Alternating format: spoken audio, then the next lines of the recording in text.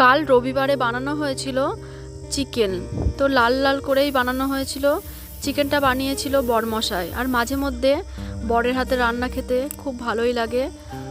So hello everyone, আমি সুমনা চলে এসেছি নতুন একটা ভিডিও নিয়ে।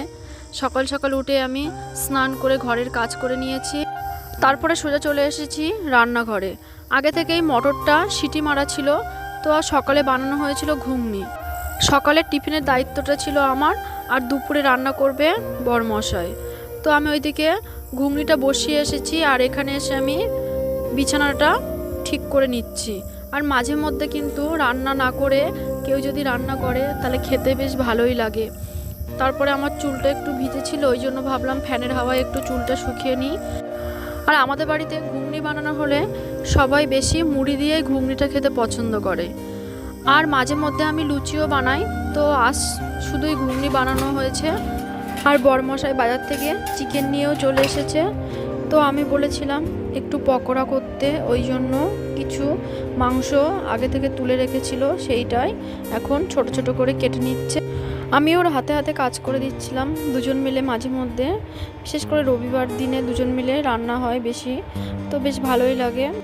আর পকোড়া গরম গরম খেতে বেশি ভালো লাগে, ওই জন্য শেষেই ভাজা হবে।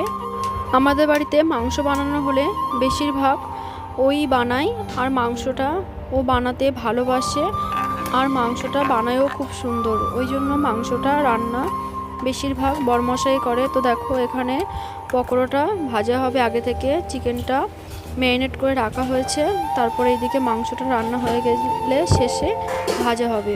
তো আমি সমস্তটাই জোগাড় করে দিয়েছি, আদা রসুন বাটা, আরও মাংসর জন্য যে মশলাগুলো লাগে সেইগুলো সব আমি জোগাড় করে দিয়েছি। তো আমি ওইদিকে ভাতটাও বসিয়ে দিয়েছি, এদিকে মাংসটা রান্না হচ্ছে। আর কিছুদিন পরে আমাদের ঘরে ছাদ ফেলা হবে। ঘরের এখনও অনেক কাজই বাকি, আস্তে আস্তে সমস্তটাই কমপ্লিট হবে। কালারটা খুব সুন্দর এসেছে, মাংসটা যেন খুব সুন্দর রান্না হয়, চেষ্টা করব।